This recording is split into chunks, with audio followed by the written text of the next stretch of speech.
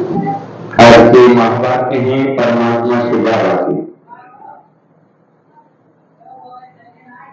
7/9/2023 प्रातः मुरली। ओम शांति। बाबा दादा मधुबन। बाबा कहते हैं मीठी बच्ची विचार सागर मंथन कर श्री कृष्ण और परमात्मा शिव के महान अंतर को स्पष्ट करो। बाबा कह रहे बच्चे क्या करना है?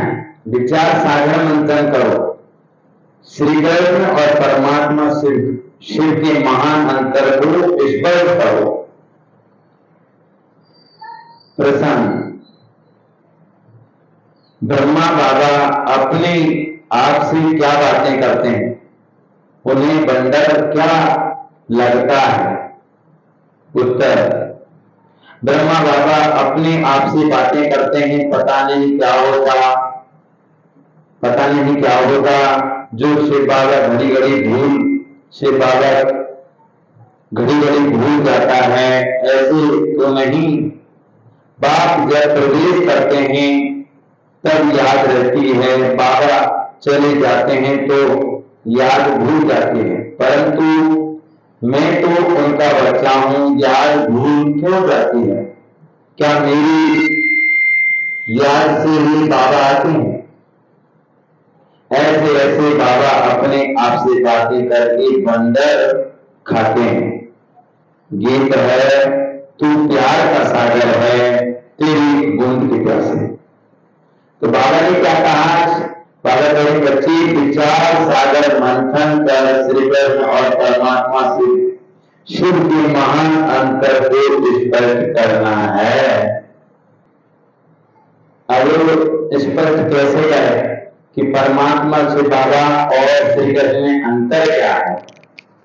अंतर यह है कि श्री कृष्ण है वो परमात्मा के पहले प्रिंस है, पहले बच्चे हैं, और परमात्मा से उनका कोई आत्मा का शरीर नहीं है। वो निराकार ज्योति स्वरूप परमात्मा परम धाम के रहने वाले हैं। इसीलिए श्री कृष्ण और शिव में महान अंतर है। श्री कृष्ण 16 कला संपूर्ण है और परमात्मा शिव बाबा 32 कला संपूर्ण। परमात्मा निराकार ज्योति स्वरूप है और परमात्मा निराकार ज्योति स्वरूप है, श्री कृष्ण जिनका साकार शरीर है। तो परमात्मा हम सभी को नर से नारायण, नारी से लक्ष्मी बनाते हैं।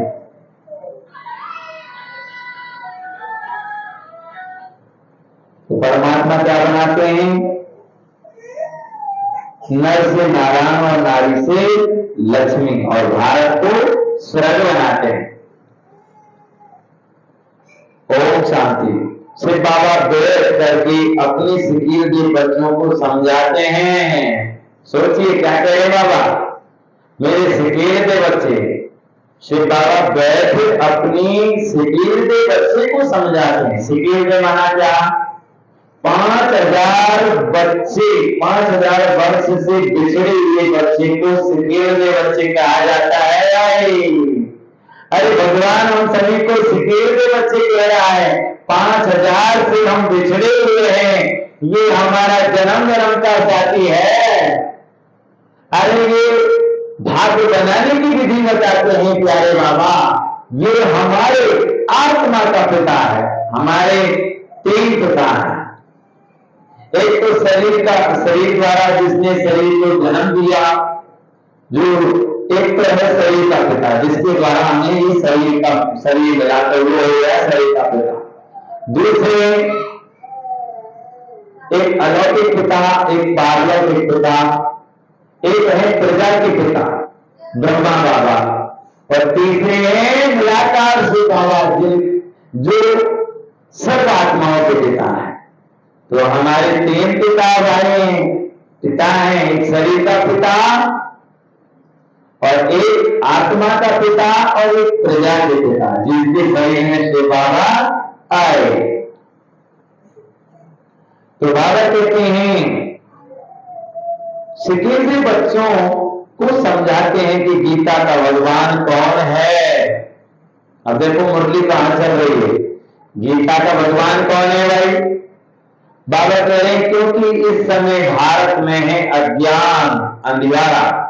भारत में क्या है? अज्ञान अंधियारा। जैसे कल परसों मुरली में बाबा ने कहा, 3 तारीख की मुरली में बाबा ने कहा, 3/9/2023 की मुरली में बाबा ने कहा कि बच्चे बड़े बड़े साइंस से भी बड़े आप हो। क्यों? क्योंकि साइंस के लोग भले ही चंद्रमा पर पहुंच चुके हैं, लेकिन उनको आत्मा और परमात्मा की पहचान नहीं है, उनको भगवान की मना परमात्मा की पहचान नहीं है।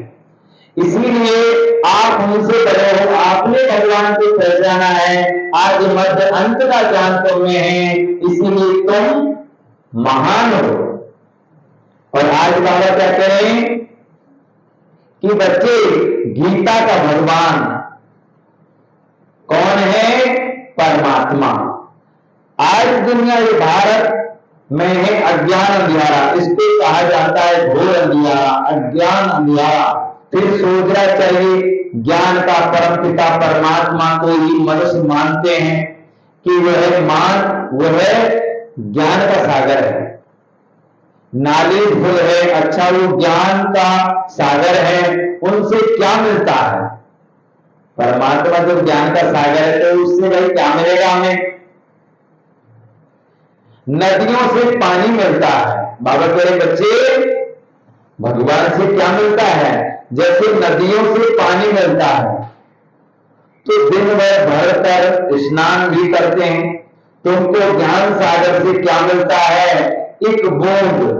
बाप आकर बच्चों को समझाते हैं मैं ज्ञान का सागर हूं, तुमको बूंद देता हूं।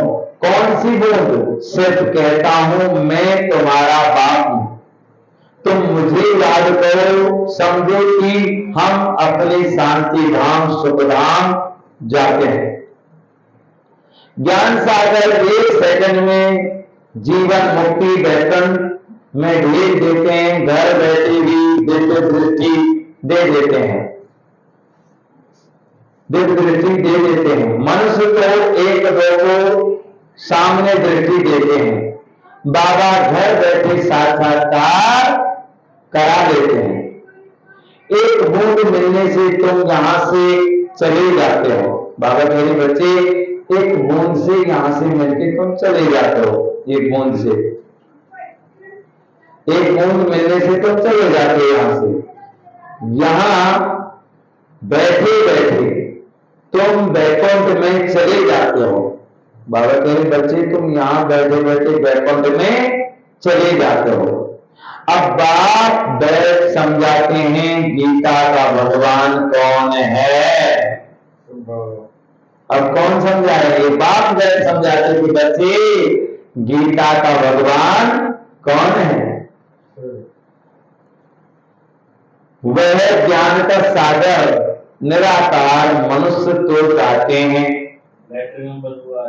श्री कृष्ण के लिए अब तुमको समझाना है।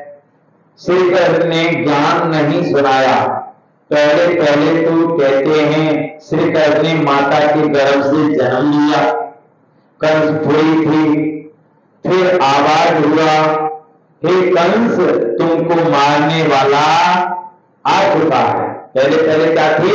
जैसे उसमें दिखाते हैं कि जेल में, और जैसे ही कंस को वो दिखाते हैं कि कंस वो अपनी बहन के बच्चों को मारता है। जैसे एक जन्म हुआ तो उसने उसको पकड़ के उसको दीवार में देकर मार देता है, ऐसे करके 1 2 3 4 5 6 बार। तो जैसे ही जन्म मारता गया तो उसमें जो लास्ट में जो कन्या को जैसे ही मारने के लिए तैयार हुआ वो बच्ची आसमान में उड़ गई और उसने भविष्यवाणी हुई कि हे कंस तुझे मारने वाला इस संसार में पैदा हो चुका है, आ चुका है। तो बाबा कह रहे हैं तो कंस गई थी, फिर आवाज हुआ ये कंस तुमको मारने वाला आ चुका है। ये तो जानते हो सब असुर हैं, कंस जरासंधि अकासुर बकासुर पाप आत्माएं सबका विनाश करने के लिए उनका जन्म दिखाते हैं। तो श्री कृष्ण ने जन्म लिया, वो छोटा था, फिर ज्ञान कब दिया? ये तो युद्ध के मैदान में श्री कृष्ण का बड़ा रूप दिखाते हैं, तो छोटा तो नहीं दिखाते हैं। वैसे ही श्री कृष्ण जयंती के बाद फिर गीता जयंती दिखाते हैं। कुछ भी समय के बाद, भगवत कुछ समय के बाद जब वह बड़ा हुआ तब ज्ञान दिया होगा, ये भी दिखाते हैं। जन्म लिया, टाइम दिखाते हैं, रात्रि के समय। या तुम देखते हो शिव बाबा की पधारामनी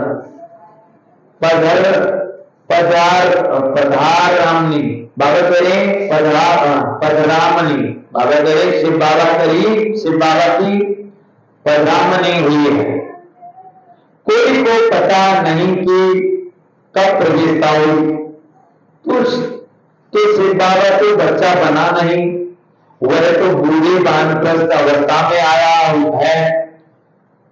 तो बाबा कह रहे कब आया, उसकी हैर नहीं, हैर नहीं है। बाबा कह रहे शिव बाबा कब आया, मोबाइल में लॉक आउट हो, तो उसकी कोई हैर नहीं है। तो बाबा कह रहे शिव बाबा कब आया, उसकी कोई देख नहीं, देख है नहीं। श्री कृष्ण की तो तिथि तारीख और गर्भ से पैदा हुआ है।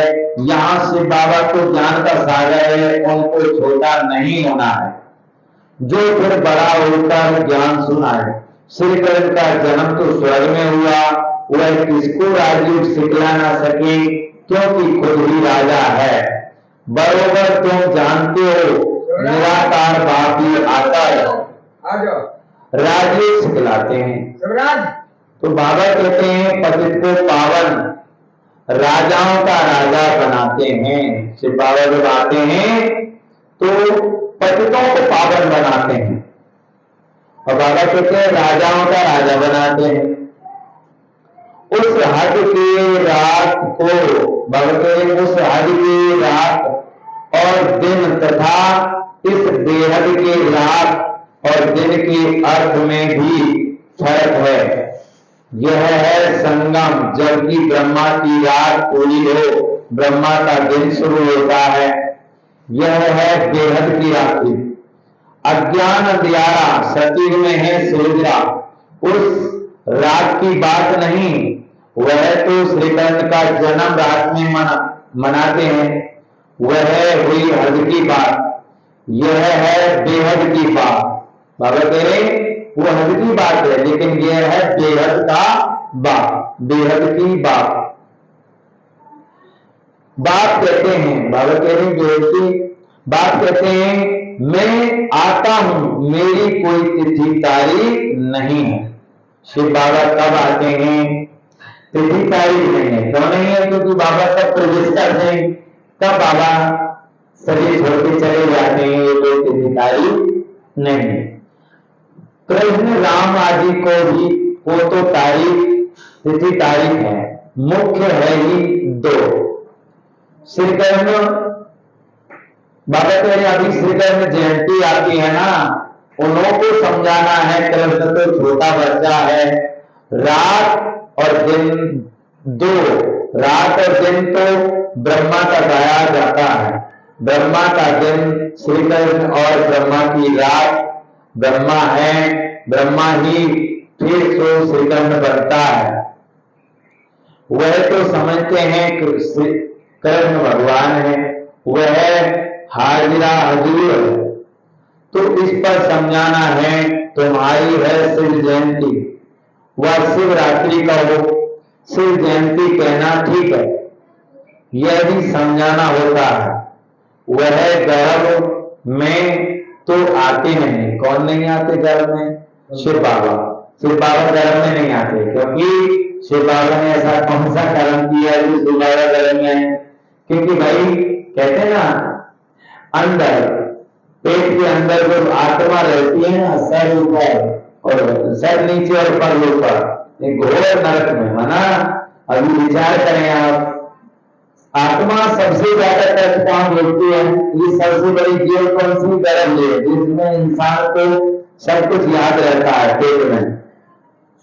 इसीलिए पेट में भगवान का भजन करते हैं, भगवान मुझे बाहर निकालो, हे प्रभु मैं आपका भजन करूंगा, मैं आपको याद करूंगा, अच्छे कर्म करूंगा, एक दूसरे को सुख दूंगा, मुझे बाहर निकालो। भगवान कहता है तेरी जवान कोई दवा दे भाई तभी तो बाहर निकालूंगा, ये क्या पता कि तू मुझे याद करेगा नहीं करेगा। उसने कहा ठीक है मैं आपको दवा देता हूं। तो उसमें दिखाते हैं सब जगह जाते हैं, कोई भी मनुष्य की दवाई नहीं देते, तो कौन दवा देता है? जल। तो जल ने दवा दी कि भगवान इसे बाहर निकाल दो, मैं इसकी दवा देता हूं। तो कैसे कि अगर ये भगवान को याद नहीं करेगा तो मैं ठंडा ठंडा पानी इसके सर पर जैसे ही पड़ेगा तो एकदम से कहेगा हे भगवान ने कह राम राम राम राम राम, तो ऐसे सुनते ही ये राम राम अवश्य याद करेगा। तो बहुत से लोग ऐसे भी हैं, पानी सर पर डालने से ओ मुझे पापा लोग ऐसे करने लग जाएंगे, लेकिन भगवान का नाम फिर भी लोग बात ऐसे माना भगवान के नाम से ही लोग बात अलग हो गए हैं। तो भारत जो हमें सुख देता है और संसार में सारा सबसे ज्यादा सुख देने वाला भगवान है, भगवान को याद करने के लिए हमारे पास टाइम नहीं।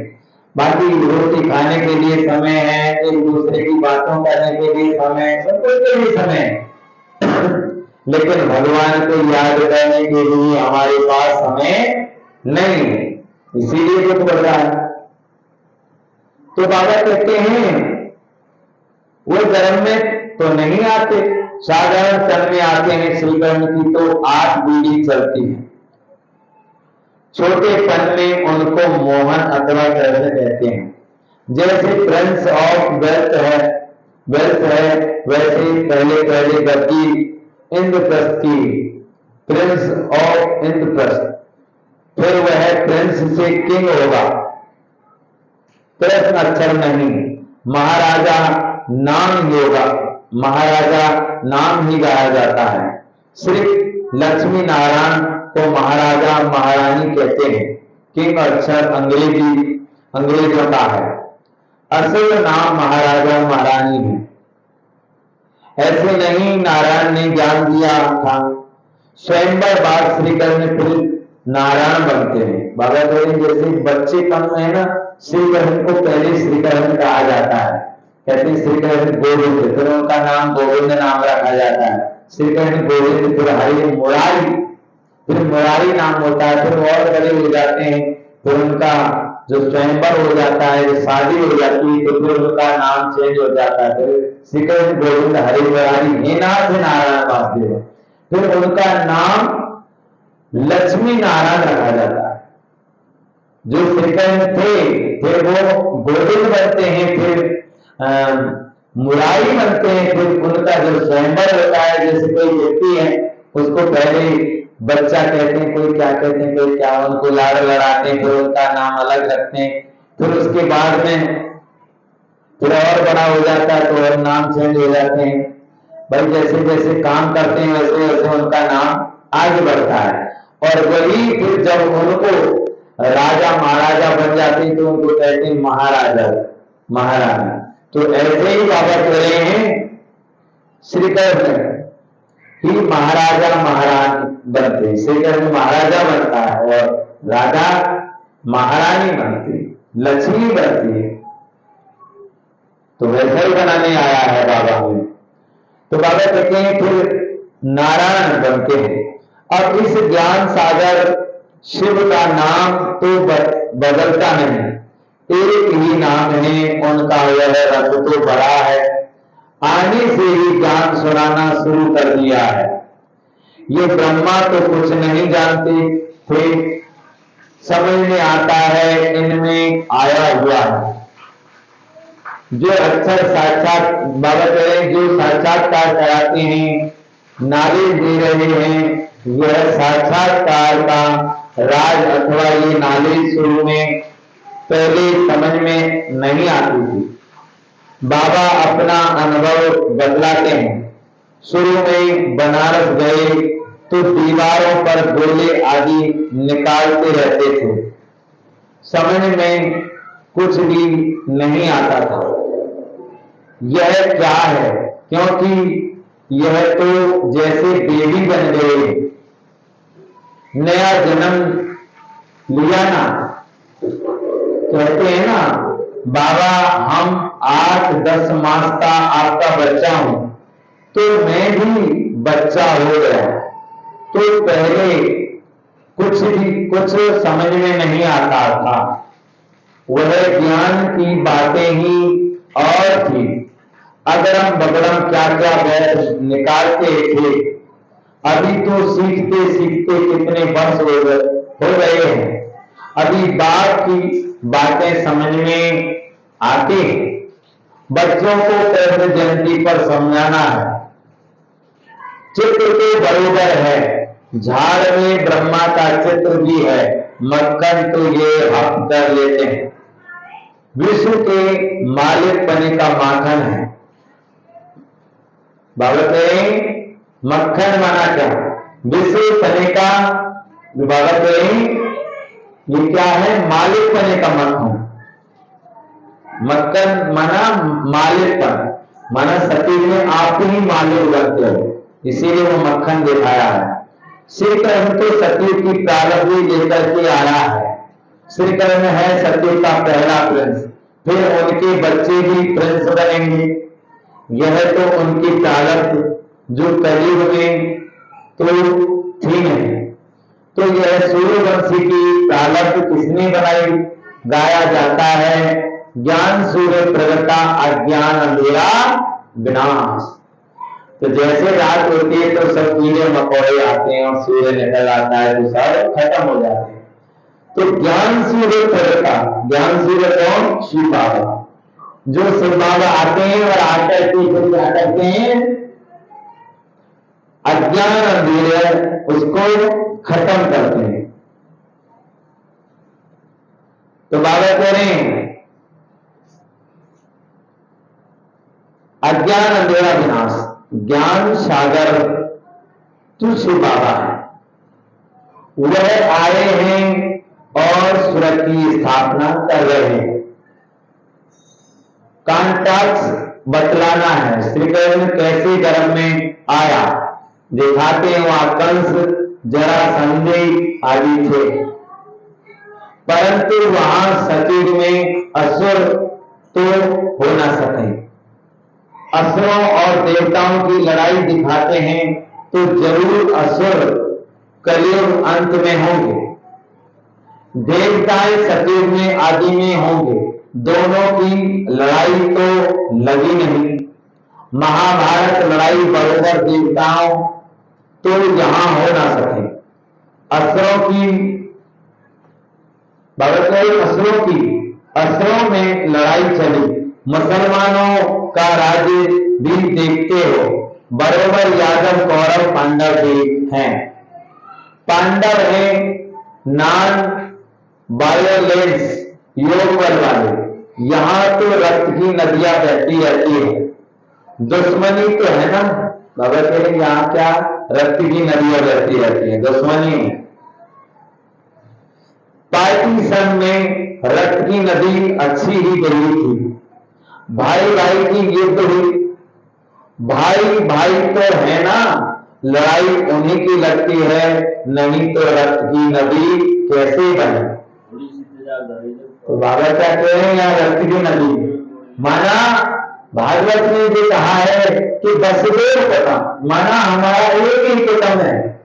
जब हम एक ही परिवार के सब हैं तो बताओ अपने ही आपस में लड़ रहे हैं तो अपने ही कुटुंब का विनाश करें तो नहीं कर रहे।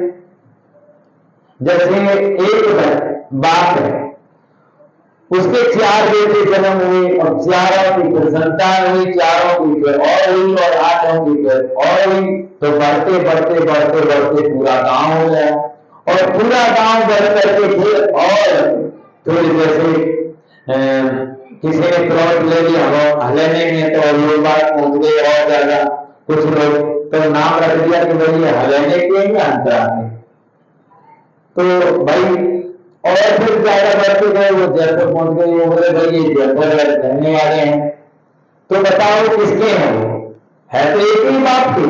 तो हम सभी जब पहले पहले सतयुग में थे तो लक्ष्मी नारायण श्री राधे श्रीकर, जब श्रीकर श्री राधे का जन्म होता है, वही आगे चल के गोविंद बनते हैं, फिर मुरारी के नाम से जाने जाते हैं, फिर लक्ष्मी नारायण के नाम से जानते हैं। उन्हीं के हम सभी आपस में बच्चे बनते बनते बनते बनते एक ही परिवार के बनते बनते बनते आज हम सभी अपने ही कुटुंब परिवार को भूल गए। और आज वो कहने लगा नहीं तो राम तो मेरा नहीं, मैं राम को नहीं मानता हूं, मैं कृष्ण को नहीं मानता हूं, मैं तो अरे हमारे ही है, ये हमारा ही परिवार है, ये हमारा ही कुटुंब है, किससे दुश्मनी कर रहे हो, हमारे पूर्वज है, ये हमारे देवी देवता है। तो बाबा तो बहुत कुछ समझाते, लेकिन हम सभी बदल गए थे। फिर से बाबा ज्ञान देकर के हमको जगाए रहे। तो बाबा तेरी भाई भाई तो है ना, लड़ाई उन्हों की लगती है, नहीं तो रक्त की नदियां कैसे बहे। यह तो दो को बाबा कह रहे एक दो का खून करते हैं, तलवारें चलाते हैं, तब रक्त की नदी बहती है।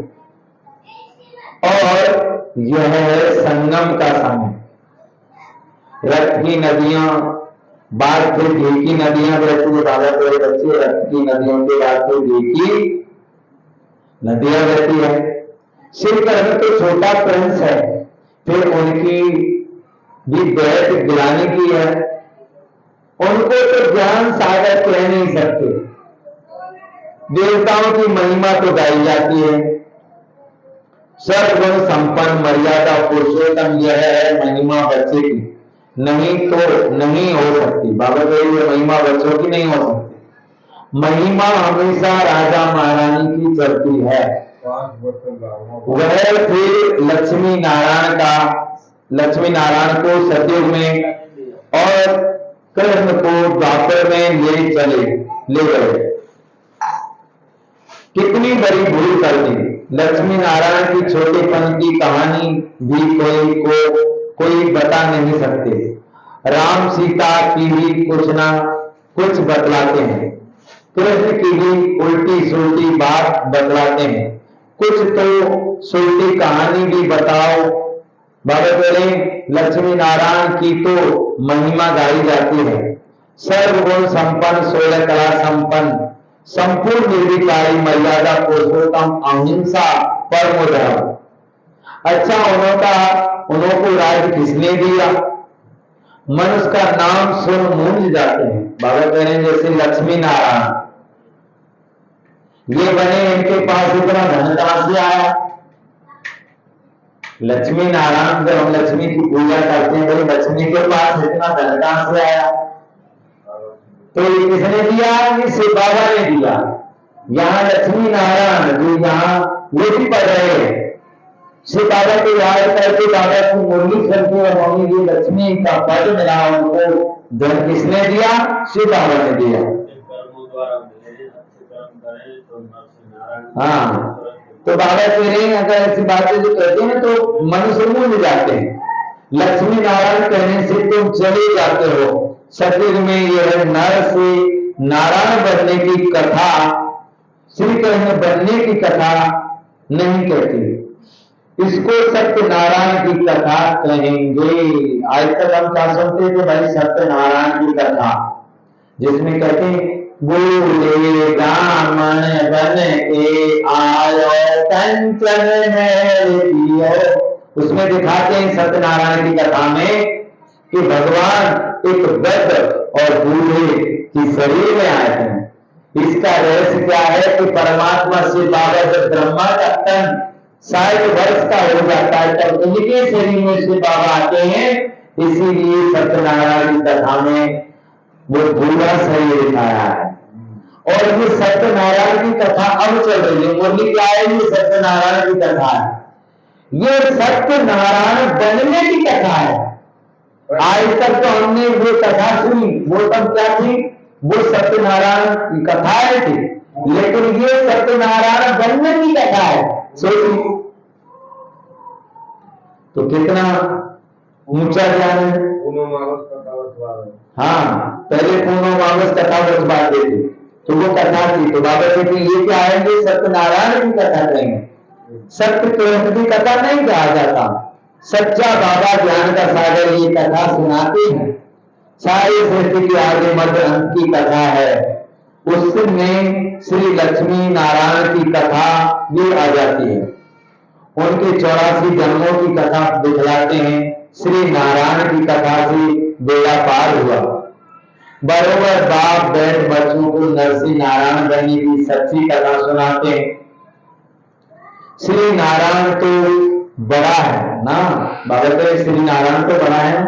स्वयंवर से पहले कौन थे? क्या लक्ष्मी नारायण ही नाम था या दूसरा और कोई नाम था? है राधे कृष्ण, जिनका स्वयंवर बाद लक्ष्मी नारायण नाम रखा है।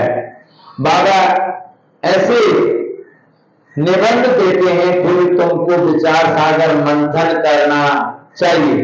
पहले नंबर की भूल है यह तुम जानते हो, अभी कलयुग यादव और पांडा जी है, कलयुग का समय भी है, कलयुग के बाद जरूर सत्य होगा। बाप कहते हैं मैं गाय बन आया हूं, रावण के चंबे से छुड़ाए वापिस ले जानी आत्माओं को ही ले जाऊंगा। इसलिए बाबा आए हैं, बाबा तेरे बच्चे में आया हूं, तुमको रावण के चुंगल से छुड़ाने के लिए आया हूं। जैसे सुई होती है ना, सुई तो उसमें जंग होती है तो उसको चिमट खींच नहीं पाती, उसकी जंग हटानी पड़ती, वो फिर अपने आप उसको सुई को खींच लेती है चंदा। तो जो लोग दान पुण्य नहीं करते, दान पुण्य क्यों करते हैं बताइए? जंग हटाने के लिए। आप विचार करिए, मैंने विदेश में कोई भी कंपनी में नौकरी की, अब विदेश से मेरे पास काम देने में डॉलर मिलते हैं और डॉलर में लेकर आ गया अपने गांव में। मैं किसी को कहूँ भैया मेरे पास डॉलर है तो मुझे पैसे कोई देगा क्या? नहीं भैया ऐसा नहीं मिल सकता, कुछ नहीं मिलेगा, ये कोई काम का नहीं।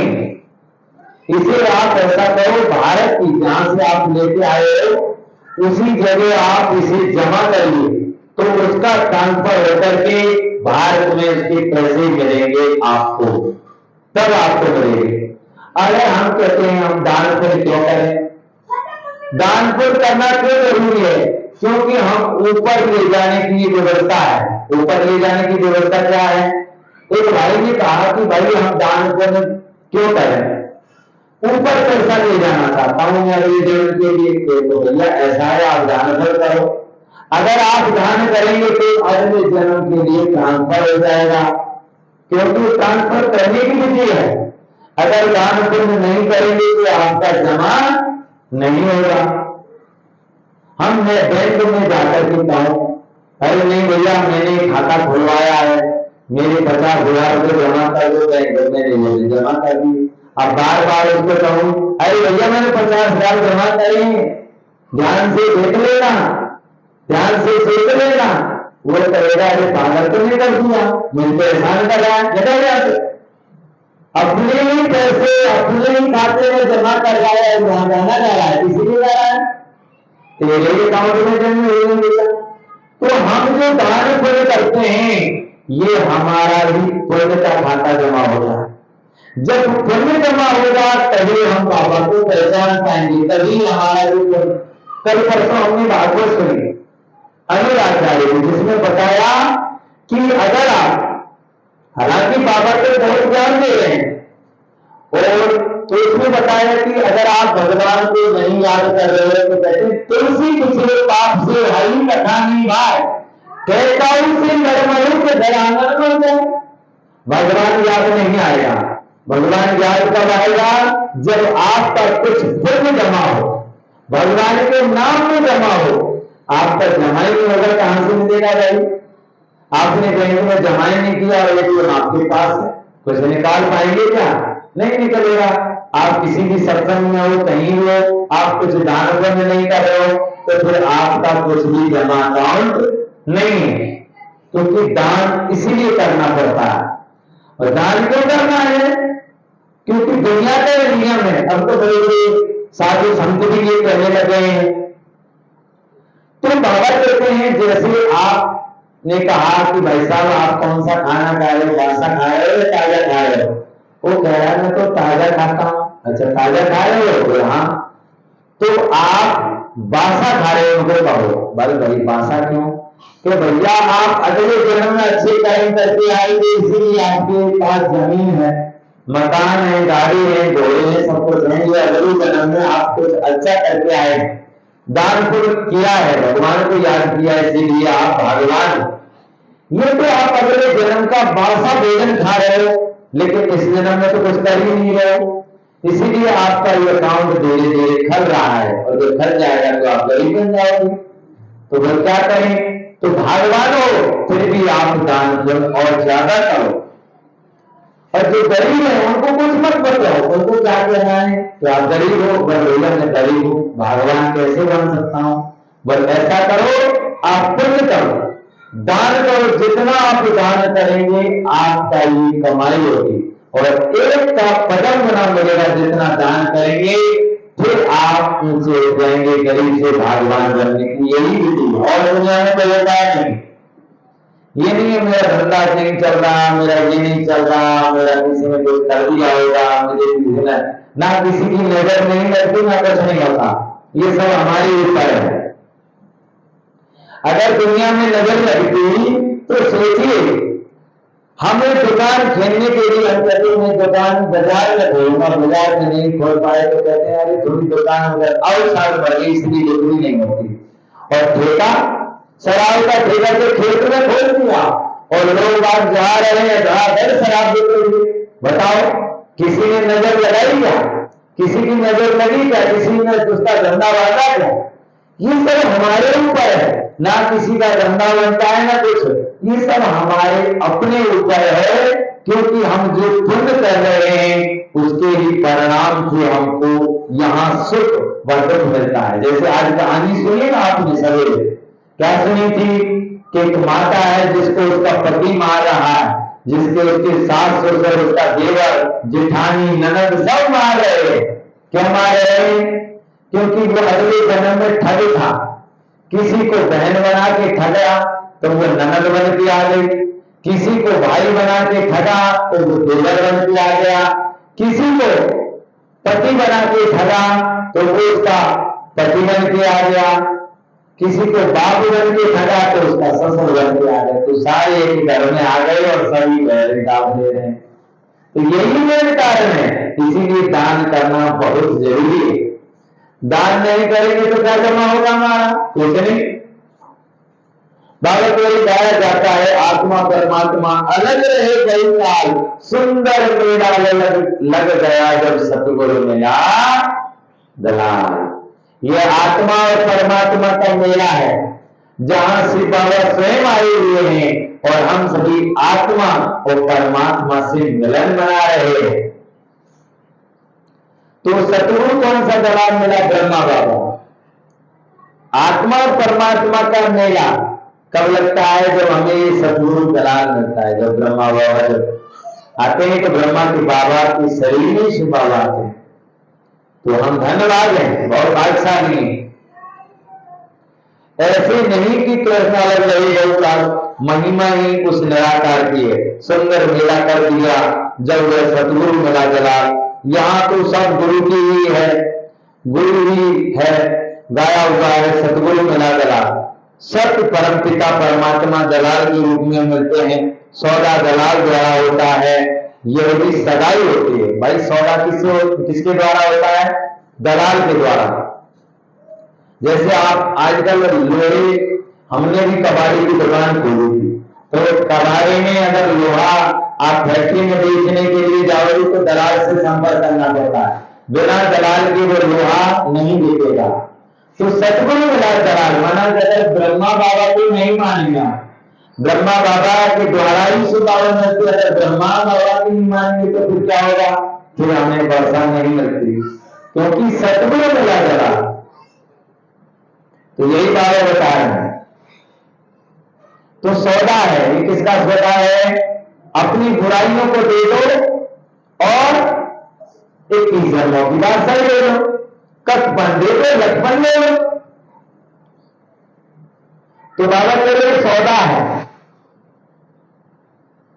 ये दलाल द्वारा होता है, ये भी सगाई होती है। आत्मा और परमात्मा अलग रहे। बाबा कह रहे जैसे कोई की सगाई होती है, कोई बीच में दलाल होता है, वो सगाई करवाता है, फिर बीच में दलाल बार बार थोड़ी आता है सगाई के बाद। तो ऐसे ही ब्रह्मा के द्वारा से बाबा हमें मिल रहे, इसलिए याद किसको करना है? शिव बाबा। तो निराकार आकर के इसमें प्रवेश कर तुम्हारी सगाई करते हैं, खुद दलाल बनते हैं, कहते हैं मुझ परमपिता परमात्मा को याद करो, इस शरीर में बैठ, कहते हैं मामी को याद करो, मैं तुमको माया से लेट कर साथ ले जाऊंगा। बाबा दलाल बनकर आया है, सौदा कर रहा है। बाबा तेरे बच्चे मैं तुमको साथ ले जाऊंगा, छोड़ने वाला नहीं हूं। कौन ले जाएगा भैया साथ? कह रहा है बाबा इतनी मुरली को, बाबा तेरे बच्चे मैं तुमको लेने के भी आया हूं, मैं तुम सभी को साथ ले जाऊंगा मेरी याद में बच्चे, छोड़ने वाला नहीं हूं। से चलो तो बाबा ये कह रहे हैं, बाबा कह रहे हैं तो तुमको माया से विवेक कर साथ ले जाऊंगा, तुमको फिर राजाई देकर मैं निर्वाण धाम में बैठ जाऊंगा। बाबा क्या करेगा? राजाई देकर फिर निर्वाण धाम में बैठ जाएगा, शांति धाम में बैठ जाएगा। हाँ, तो बैठ जाओ। कृष्ण थोड़ी भी ऐसे कहेंगे ये है ही आत्मा परमात्मा। कृष्ण तो छोटा बच्चा है, बातें तो बहुत हैं समझाने की, तो बाबा ने समझाया है कैसे इसमें प्रवेशता हुई। फिर समझने लगा मैं राजाओं का राजा बनता हूं, विष्णु का साक्षात्कार हुआ और दिल में बहुत खुशी हुई। फिर विनाश का साक्षात्कार भी हुआ, परंतु इतना समझ में नहीं आया। अभी समझते हैं बाबा ने साक्षात्कार कराया, तुम नर से नारायण बनेंगे, परंतु उस समय इतनी समझ नहीं थी। जैसे बाबा रात को बतला रहे थे, पता नहीं क्या होता है जो शिव बाबा को याद करना भूल जाता हूं, ऐसे तो नहीं। बाप जब प्रवेश करते हैं तब समझता हूं बाबा आया है, याद रहती है, बाबा चला जाता है तो भूल जाता हूं। पॉइंट बाबा चलो पॉइंट सुनाते हैं तो फील होता है, बेहद का बाप आकर सुनाते हैं, परंतु मैं खुद ही भूल जाता हूं। कौन कह रहे? ब्रह्मा बाबा। बाबा आते हैं लेकिन परंतु मैं खुद ही भूल जाता हूं। क्या मेरी याद से ही आता है? ऐसे कहीं मैं घड़ी घड़ी याद करता हूं, भर आगे इसमें तो सबका कल्याण है। याद ही मुख्य हो जाती है, आए ना आए बाप को याद जरूर करना है।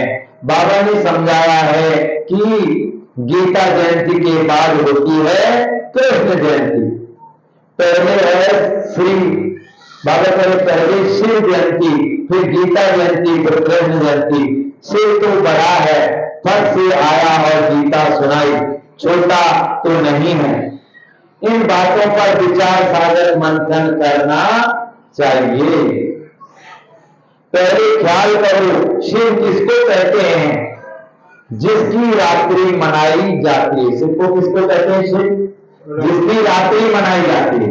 ये कौन सी? कली की रात है, क्योंकि कली की रात में शिव बाबा आए हैं रात को दिन बनाने के लिए।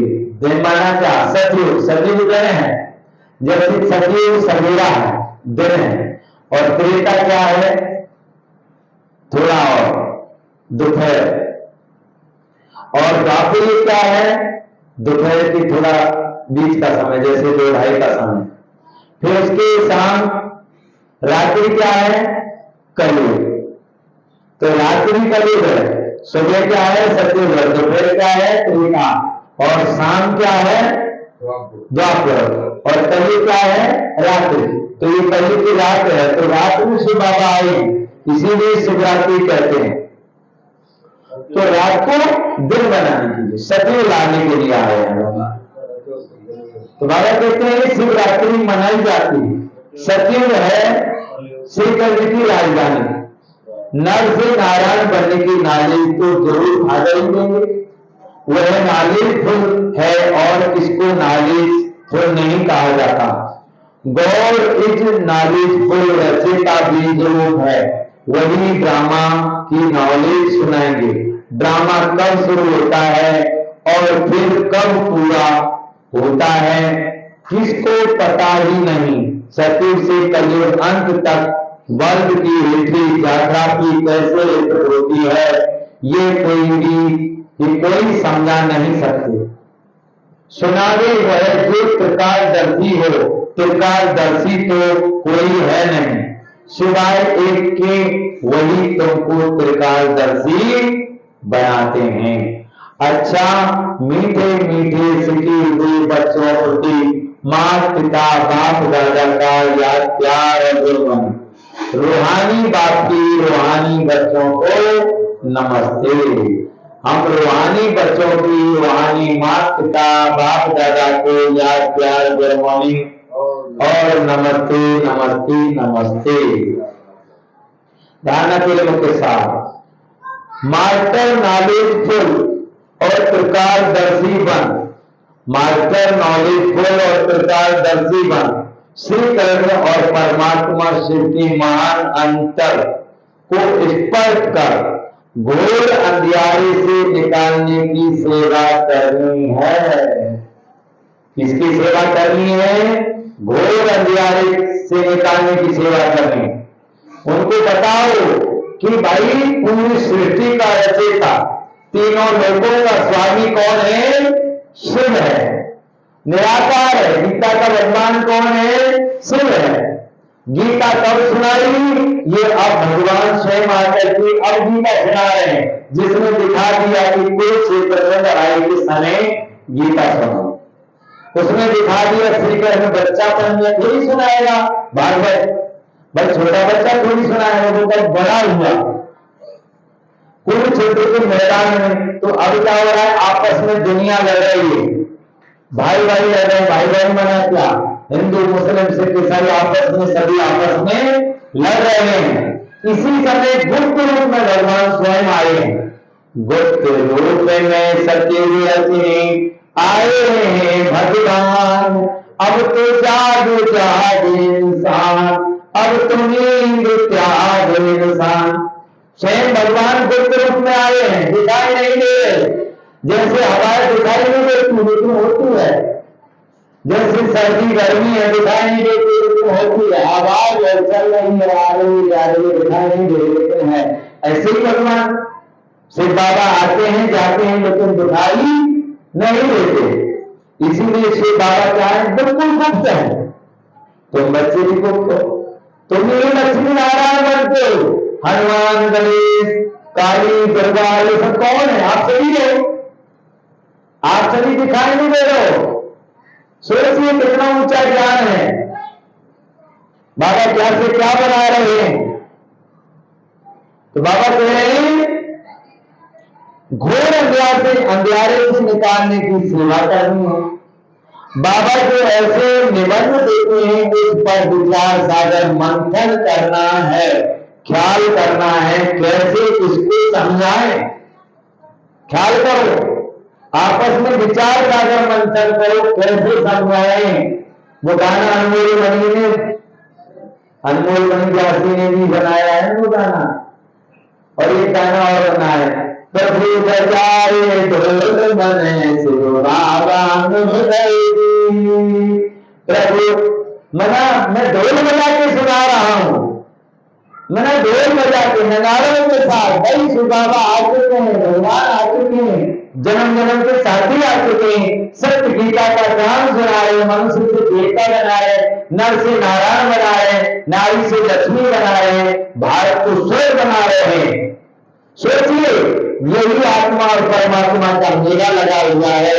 इसीलिए जागो और लगाओ। तो बाबा यही कहे, तो ख्याल करना है कैसे किसको समझाएं। वरदान बुद्धि के चमत्कार द्वारा आकार में साकार का अनुभव करने वाले तुलाराम के दुर्लभ भाव। कई बच्चे आए फल पीछे, लेकिन आकर रूप द्वारा भी अनुभव साकार रूप का करते हैं। ऐसे अनुभव से बोलते हैं कि हमने साकार में पालना ली और अब भी ले रहे हैं। तो आकर रूप में साकार का अनुभव करना ये बुद्धि की लगन का, स्नेह का प्रत्यक्ष स्वरूप है। यह भी बुद्धि के चमत्कार का सबूत है। ऐसे ही दिलाराम बाप की समीप दिलाराम के दुर्वा हैं, जिनके दिल में सदा यही गीत बजता है, वाह मेरा बाबा वाह। तो बाबा क्या कहे? साकार है। साकार क्या है? जब ब्रह्मा बाबा साकार खड़ी दिखाकर साकार, अब बाबा क्या हुआ? अव्यक्त हुआ। तो ये अव्यक्त मिलन हो रहा है। तो बाबा कहे त्यागी स्लोगन है, त्यागी आत्मा की हर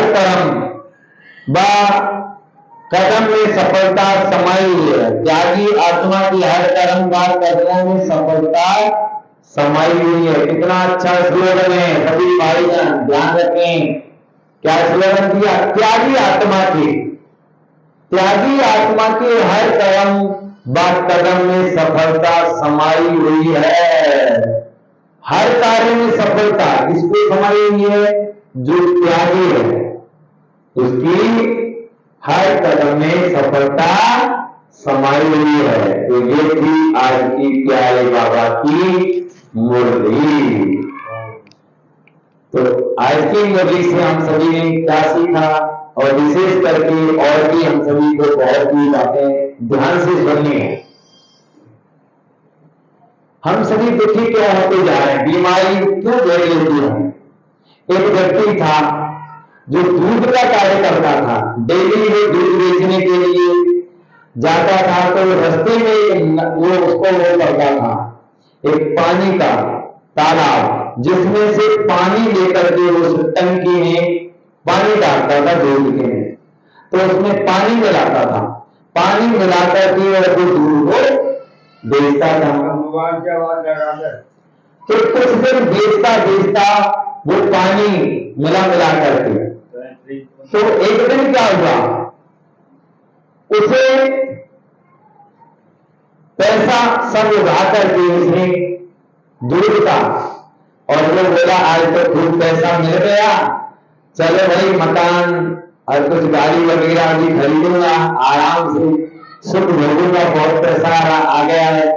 खुशी में झूमता हुआ दूधिया और अपने वही तालाब के किनारे आ गया, और तालाब के किनारे आकर के उसने अपने कपड़े उतार करके कहने लगा, भाई नहा धोकर और मैं चलता हूं और जाकर के और आराम से कुछ खरीदूंगा। तो उसने कपड़े जैसे उतार के रख दिए, वहां बरगद का पेड़ था, उस पर बंदर बैठे हुए थे। तो बंदर आए, वो तो नहाने के लिए तालाब में घुस गया, और बंदरों ने आकर के और वो पोटली थी उसकी पैसों की, उठा करके सारा पैसा उसमें पानी में डाल दिया। अब पानी में डाल दिया। अब सोचिए क्या रहस्य है, आप सभी विचार करें, ये बहुत जरूरी बात है, अनुभव है। जैसे ही उसने डाल दिया तो जो कागज के नोट के ऊपर तैरने लगे, जो गिल्ली साई के पैसे थे सारे डूब गए, उसके हाथ नहीं आई। अब विचार करें, जो ऊपर तैरे थे वो क्या थे? दूध के पैसे थे, और जो पानी मिला के उसने बेचा था वो सब पानी में गए। तो ये माता बहनों ने विशेष करके याद रखें, जो पानी बेच करके दूध से पैसे कमाना चाहते हैं, उनके घरों में बच्चे बीमार हो जाते हैं, दवाई में गोली में पूरा पैसा बर्बाद हो जाता है। उसके एक कर्म के खातिर घरों में दुख संकट से पूरा परिवार हो जाता है। बाबा की तो ये तक वाणी है, अगर बाबा की मुरली चल रही है उस समय सब्जी भी नहीं छोड़ना चाहिए।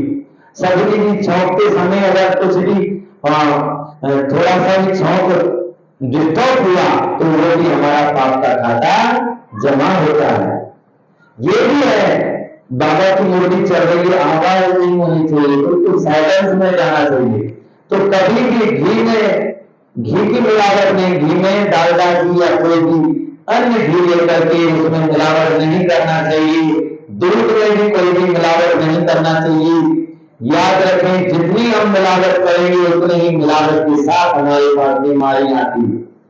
और इतिहास गवाह है, जिन्होंने त्याग किया है, जिन्होंने दान पुण्य किया है, उनको देखो उनके घर जाकर के वो माला माल है, सब चीज से भरपूर है, हर चीज से कोई ना कोई के द्वारा संपन्न है। और जिन्होंने कुछ गड़बड़ किया है उनके साथ भी गड़बड़ होता है। इसीलिए ना घी में कुछ मिलाएं ना दूध में पानी मिलाएं। अगर मिलाएंगे तो देख लेना उस घर की, उस परिवार की कभी भी कोई पूर्ति नहीं होती। जो दूध में पानी मिलाते हैं, घी में मिलावट करते हैं, उनका घर में बीमारियां आती हैं, कलेश रहता है और वो पैसा बीमारी के द्वारा ही खत्म हो जाता है। ओम शांति, ओम शांति, ओम शांति।